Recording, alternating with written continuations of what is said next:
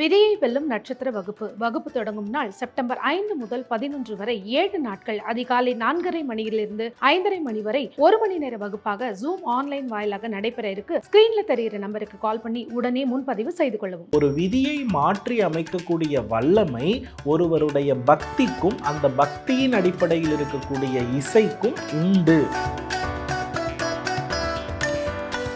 ஒரு ராகத்தால் மழையை வரவைத்தவர் பாத்தீங்கன்னா இவர் தான். வருண பகவானுக்கு உரிய ராகங்கள் இன்றைக்கும் என்ன செய்யப்படுகிறது அப்படின்னா பாராயணம் செய்யப்படுகிறது.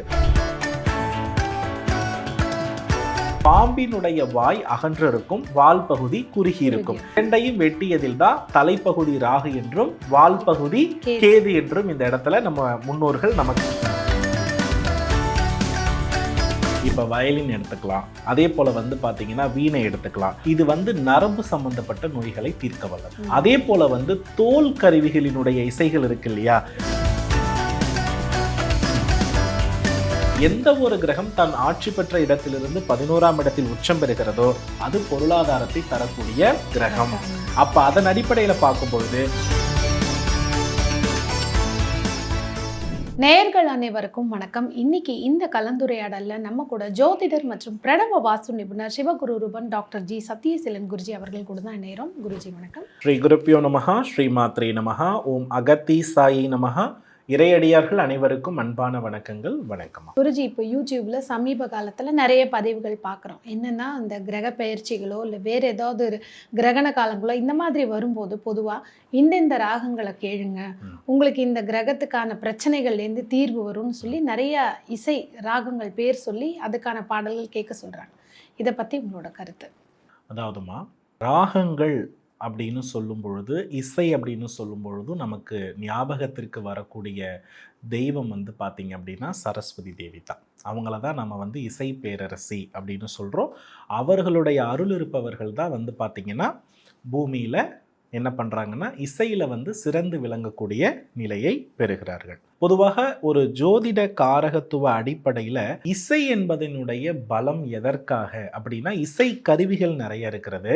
வாய்ப்பாட்டிலும் என்ன இருக்கிறது என்றால் நிறைய ராகங்கள்ல என்ன செய்யப்பட்டிருக்கிறது அப்படின்னா நிறைய தொகுப்புகள் கொடுக்கப்பட்டிருக்கிறது. நிறைய காலகட்டத்தில் நிறைய புராண இதிகாசங்கள் சொல்லி இருக்கிறது, இறைவன் மயங்கி இறங்கி வந்தது இசையில மட்டும்தான், வேற எதிலையுமே கிடையாது.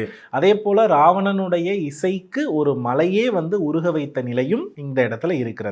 அப்போ ஒரு விதியை மாற்றி அமைக்கக்கூடிய வல்லமை ஒருவருடைய பக்திக்கும் அந்த பக்தியின் அடிப்படையில் இருக்கக்கூடிய இசைக்கும் உண்டு அப்படின்றது தான் இதிலிருந்து நாம தெரிந்து கொள்ளக்கூடிய விஷயம். இசைக்கு பாத்தீங்கன்னா அனைத்து ராகங்களுக்கும் முன்னோடியாக விளங்கியவர் பாத்தீங்கன்னா முத்துசுவாமி தீக்ஷதர் அப்படின்றது நம்ம எல்லாருக்குமே தெரிந்த ஒன்று. அவரால் தான் இன்றைக்கு இசை பார்த்தீங்கன்னா நிறைய பரிமாணங்கள்ல என்ன செய்யப்பட்டிருக்குன்னா வளர்ந்து கொண்டிருக்கிறது.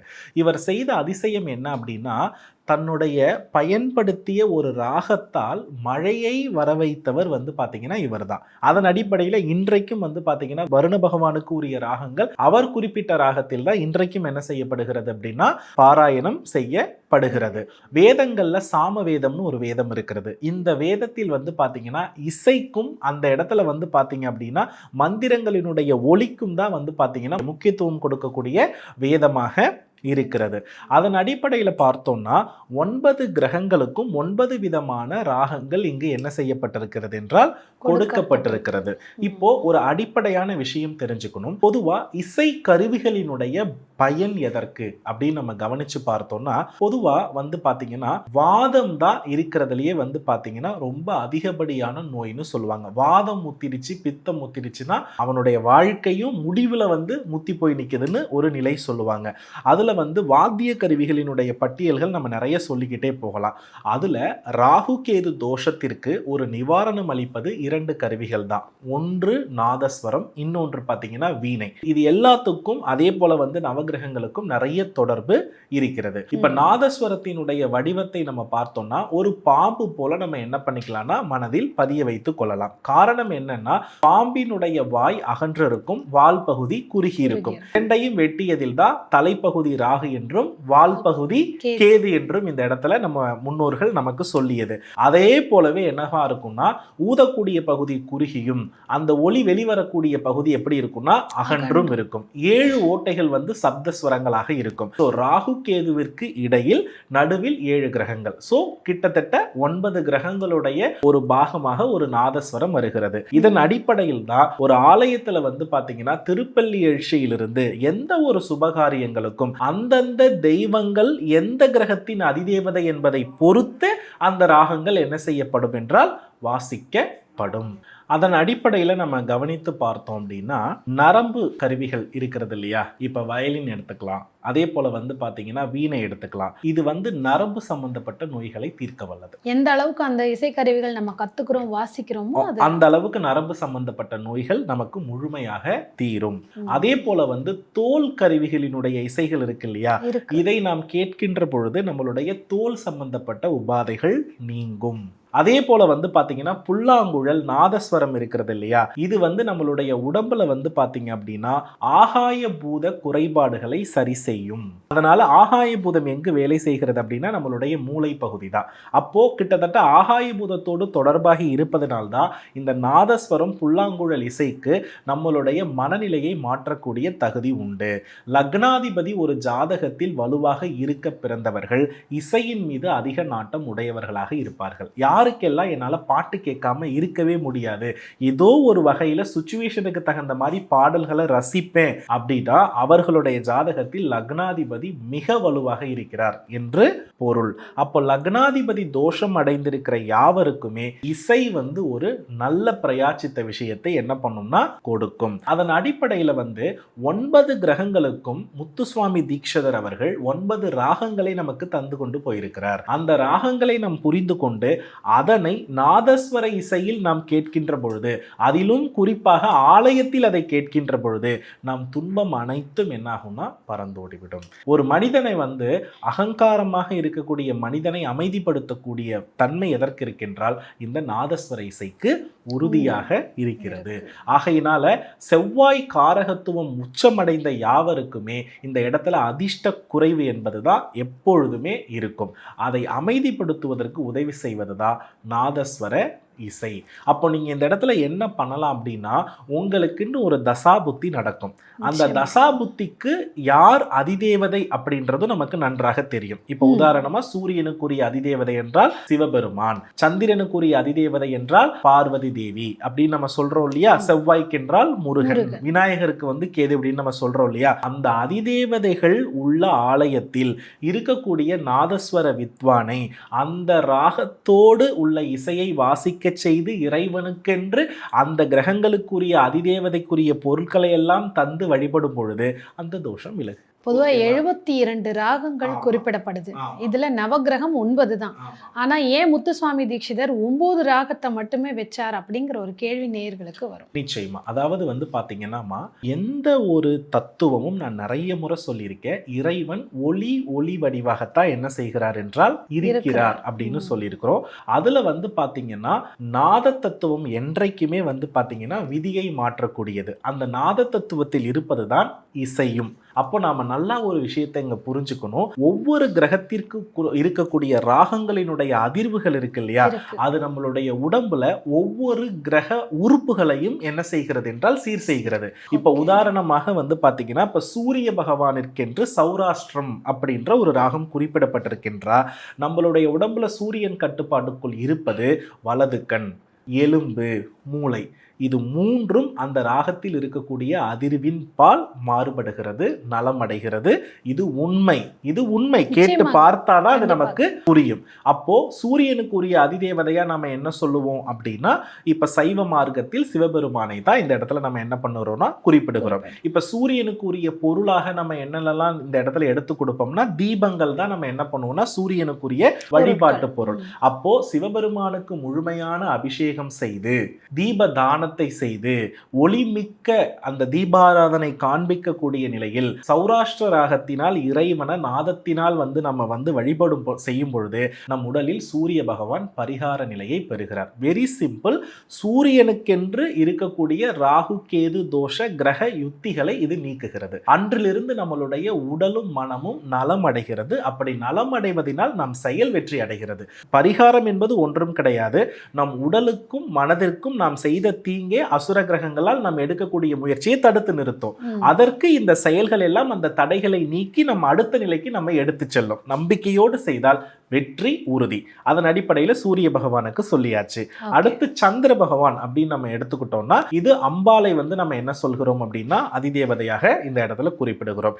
இவர்களுக்கு உரிய ராகமாக சாவேரி ராகமானது என்ன பண்ணுதுன்னா இருக்கிறது. இந்த ராகத்தில் நாம பாத்தீங்கன்னா அதை அடிக்கடி கேட்கும் பொழுது நம்மளுடைய உடம்புல சந்திர பலம் கூடுகிறது.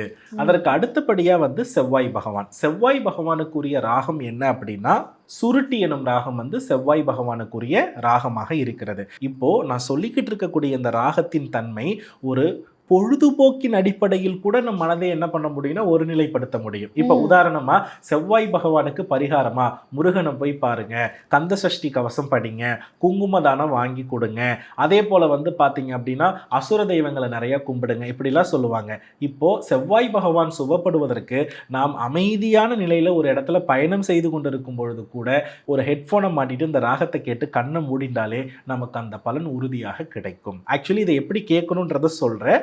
ஒரு இன்றைக்கு இருக்கக்கூடிய நேரமின்மையில இருக்கக்கூடிய மனிதர்களுக்கு இது ஒரு வரம்னு சொல்ல வர. நேரமின்மையால தான் நம்ம எல்லாமே ஓடிக்கிட்டு இருக்கோம்.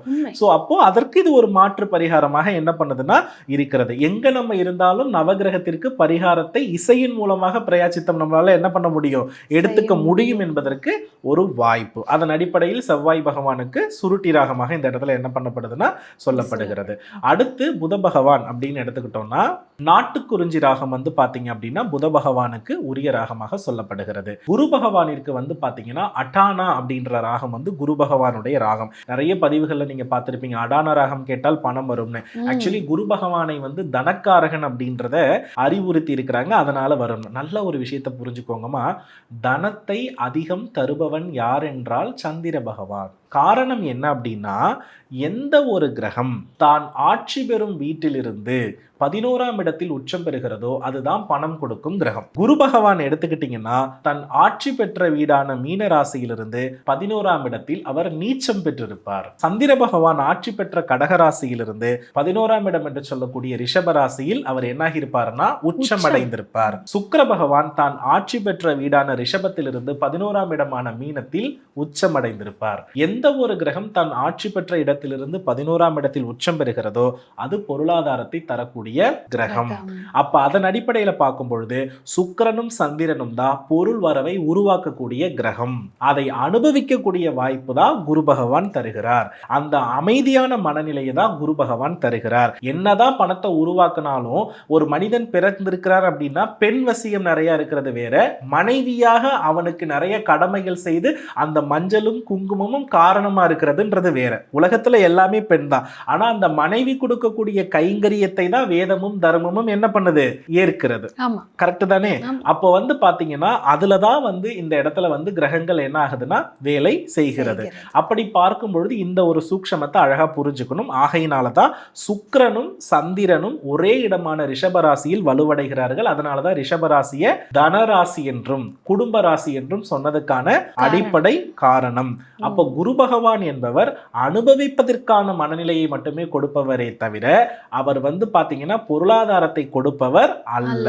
காரணம் என்ன அப்படின்னா நீதி நேர்மை ஒழுக்கம் இதன் அடிப்படையில் இருப்பவர்களுக்கு பொய் சொல்ல வராது. ஆகையினால குரு பகவானுக்கும் தனக்காரகத்துவத்திற்கும் எந்த விதத்திலும் சம்பந்தம் இல்லை.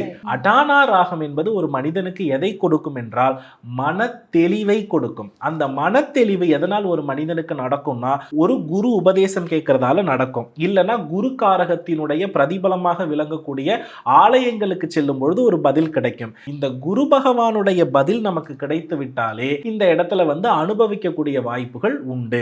ஆக மனம் அமைதி அடைவதற்குத்தான் அடானா ராகம். உண்மையாவே பணம் வருவதற்கு சந்திரனுக்குரிய ராகத்தையும் சுக்கிரனுக்குரிய ராகத்தையும் தான் நம்ம என்ன பண்ணணும், கேட்கணும். தினம் தினம் கேட்கணும். அதற்குரிய சினிமா பாடல்கள் எல்லாம் நிறைய இருக்கிறது. சரியா? ரைட். அதுக்கு அடுத்தபடியா வந்து பாத்தீங்கன்னா சுக்கிரன், இவருக்கு வந்து பாத்தீங்கன்னா பரஸ் ராகம் வந்து என்ன பண்ணப்படுதுன்னா இவருக்குரிய ராகமாக சொல்லப்படுகிறது. அதற்கு அடுத்தபடியா சனி பகவான், சனி பகவானுக்குரிய ராகமாக எதுகுல காம்போஜி ராகம் வந்து பாத்தீங்கன்னா சொல்லப்படுகிறது. அடுத்து ராகுவிற்குரிய ராகம் அப்படின்னு பார்த்தோம்னா ராம மனோகரி ராகம் வந்து பாத்தீங்க அப்படின்னா ராகுவிற்குரிய ராகமாக. கேதுவினுடைய ராகம் வந்து பாத்தீங்கன்னா சண்முக பிரியா ராகமாக இருக்கிறது. மேக்சிமம் சண்முக பிரியா ராகம் அனைவருக்குமே தெரியும். காரணம் என்ன அப்படின்னா கணபதி ஹோமத்தினுடைய எல்லாத்திலையுமே வந்து பாத்தீங்கன்னா சண்முக பிரியா ராகத்தை தான் நிறைய இடத்துல வாசிப்பாங்க. நிறைய ஆலயங்கள்ல வந்து அடிக்கடி சொல்லக்கூடிய ராகமும் இந்த சண்முக பிரியா ராகங்கள் தான். இந்த ராகங்களினுடைய பலன்களை நாம முழுமையாக பெறணும் அப்படின்னா ஒரு இயற்கையான சூழ்நிலையில், நீர்வீழ்ச்சிகள் உள்ள இடத்தில், ஒரு அமைதியாக மனிதர் நடமாட்டம் இல்லாத ஒரு அமைப்புல நம்ம அமர்ந்து இந்த இசையை நாம கேட்கின்ற பொழுது அந்த நேரத்தில் நாம் என்ன கேட்கின்றோமோ அது நமக்கு உறுதியாக கிடைக்கும். ஏனென்றால் இசை காற்று ஆகாய வடிவத்தினை அருகில் அழைத்து கொடுப்பது. நல்லா புரிஞ்சுக்கணும். ஒருவர் இசையால பாடுகிற பொழுது இறைவன் வருகிறார் இல்லையா, இறைவனை நாம ஆகாய மார்க்கமாக சொல்லுவோம். அப்போ இசையை ஒரு மனிதன் வந்து ரசித்து மந்திர உச்சாடங்கள் எல்லாம் சொல்லுகின்ற பொழுது ஆகாய பூதம் நம்மை நெருங்கி வருகிறது என்று பொருள். அப்போ அந்த நேரத்தில் நமக்கு தேவையானதை இந்த இசை கேட்டு நாம செயல்படுத்தினால் மிகப்பெரிய வெற்றி இருக்கும். அதற்கு அடுத்தபடியா இந்த மாதிரி இசைகளை கேட்பதற்கு முன்பாக கங்கையை வணங்கிய பிறகு இசையை கேட்டாலும் சிறப்பு. கங்கையை வணங்கி கேட்கலாம். அப்போ அருவிகள், நீர்வீழ்ச்சிகள், இந்த இடத்துல கங்கையை வணங்குறதுல வெரி சிம்பிள். கையில ஒரு மஞ்சள் தூள் இருந்தா போதும். அந்த நீரில் கரைத்து அதை கங்கை தேவியாக பாவித்து நன்றி சொல்லி பின் இந்த இசையை கேட்பதும் மிக சிறப்பு. ஸோ இதை அனைத்தையுமே செயல்படுத்தும் பொழுது ஒரு மனிதனுடைய விதி மாறுவதற்கான மதி என்ற மன அமைதியையும் தெளிவையும் தருவதற்கு இது உதவி செய்வதனால் அதன் அடிப்படையில் இறைவனை நம்புகின்ற பொழுது அந்த விதியானது மாற்றப்படுகிறது. இதுதான் ராகத்தில் அடங்கி இருக்கக்கூடிய அற்புதமான விஷயமா. அதுல குறிப்பா நம்ம கவனிச்சு பார்த்தோம்னா இந்த இடத்துல நம்ம இந்த சண்முக பிரியா ராகம் இருக்கு இல்லையா, இதெல்லாம் கேட்க கேட்க கேட்க நமக்கு சுறுசுறுப்பே உங்க பிள்ளைக்கு இல்லையா சண்முக பிரியா ராகம் கேட்க சொல்லுங்க. ஒரு மனுஷனுக்கு சுறுசுறுப்பு இல்லைன்னா இந்த ராகத்தை கேட்டா போதும், மிகப்பெரிய மாற்றங்கள் இருக்கும். இதனால்தான் ஒவ்வொரு ஆலயங்களையும் ஒவ்வொரு விதமான நாதஸ்வர இசை எழுப்புவாங்க. ஒரே மாதிரி இருக்காது. முருகன் ஆலயம் என்ன ஒண்ணு, அம்பாள் ஆலயம் என்ன ஒண்ணு. இதுதான் ஆலயங்கள் ஆகாய மார்க்கத்தினுடைய தொடர்பில் இருக்கிறது இல்லையா. நீங்க கவனிச்சு பாருங்க, ஆகாய மார்க்கத்தின் வடிவாக இருக்கிற ஆலயத்தில் தான் கரெக்டா நம்ம கவனிச்சு பார்த்தோம்னா அந்த பூஜை மணி இருக்கு இல்லையா, அந்த பூஜை மணியினுடைய சத்தம், நாதஸ்வரம், இறைவனுடைய தீபாராதனை, இதுதான் விந்துநாத தத்துவம். சரியா? ஒளி தத்துவத்தை கரெக்டா தீபாராதனையின் பொழுது மட்டும்தான் நம்மளால என்ன பண்ண முடியும், ரசிக்க முடியும். அக்னி வடிவாக தீபாராதனை, ஒளி வடிவாக மணி, நாதஸ்வரம், வேத மந்திரங்கள் எல்லாமே. அப்ப நம்மளுடைய உடலே என்ன ஆகுது அப்படின்னா ஒரு தாயினுடைய வயிற்றிலிருந்து பிறந்து திரும்ப புக முடியாதது எப்படி வந்து சாத்தியமோ அதே போல திரும்ப பிறப்பதற்கான ஒரு வாய்ப்பை இந்த நடைமுறை ஒரு மனிதனுக்கு செய்கிறது. அதிலிருந்து அவனுடைய முயற்சி வெற்றி அடைகிறது என்பது மட்டும்தான் உண்மை. சொல்றதுக்கு நிறைய தகவல்கள் இருக்கிறது. நடைமுறைப்படுத்தி மனிதன் செயல்படுத்துவதற்கு தான் இப்பொழுதைக்கு நேரம் இல்லை அப்படின்னு சொல்றாங்க. காரணம் என்னன்னா இப்பொழுதைக்கு வழிபாடுன்னு பத்தி சொல்லிட்டாலே இந்த வழிபாடு எனக்கு பணம் தருமா, இதுதான் கேள்வியாக இருக்கிறதே தவிர முதல்ல பக்தி தான் அந்த பணத்தை நிறைய என்ன பண்ணும், தக்க வைத்து அனுபவிக்க வைக்கும். பக்தி இல்லை அப்படின்னா எந்த ஒரு பணத்தையும் நீங்கள் அனுபவிக்க முடியாது. அப்போ பக்தி இல்லை அப்படின்றவருக்கு எந்த கிரகம் ஆளுமையா இருக்கும்னா செவ்வாய்க்கு. கோபம், அகங்காரம், பிடிவாதம், இது எல்லாமே அந்த இடத்தில் நீங்க நல்லா கவனிச்சு பாருங்க. குரு நீச்சமாயிருப்பாரு, செவ்வாய் உச்சமாகிற இடத்துல. அதனால தெய்வத்தை மதித்து தெய்வத்தால் தான் அனைத்தும் அப்படின்னு நம்புபவர்களுக்கு என்றைக்குமே பண ஈர்ப்பு விதி மிக சிறப்பாக செயல்படும். ஜோதிட ரீதியா ஆலயங்கள், பூஜை பரிகாரங்கள் தாண்டி எவ்வளோ ஈஸியா மியூசிக் கேளுங்க பணம் வரும். அதற்கு பின்னாடி இருக்கக்கூடிய விஷயம் என்னங்கிறத இத்தனை நாள் யாருக்குமே தெரியாத ஒன்றா இருந்தது. எல்லாருக்குமே பயனுள்ள தகவலாக இருந்திருக்கும். அதற்கான சினிமா பாடல்கள் கூட இவங்க கர்நாடிக் தான் இல்லை, சினிமா பாடல்கள் கூட அவங்க இந்த ராகத்தை வச்சு கேட்க முடியும். பார்த்துட்டு இருக்க நேர்கள் நவகிரகத்தையும் சந்தோஷமாக ஆக்டிவேட் பண்ணணும், ஒவ்வொன்றும் உங்களுக்கு என்ன பிரச்சனை இருக்குது அப்படின்னு தெரியணும்னா இந்த ராகங்களை கேட்கலாம். இதை தாண்டி குருகுலத்தில் இணைந்து குருவின் மாணவராக பயணித்தால் இது சிறு துளிதான், பெருவெள்ளம் காத்திருக்கு. வாய்ப்பை தவற விடாமல் குருகுலத்தில் நீங்கள் இணைந்து கொள்ளலாம். அருமையான ஒரு பதிவு குருஜி. நன்றி. நல்லதுமா. வெற்றிவேல் முருகா.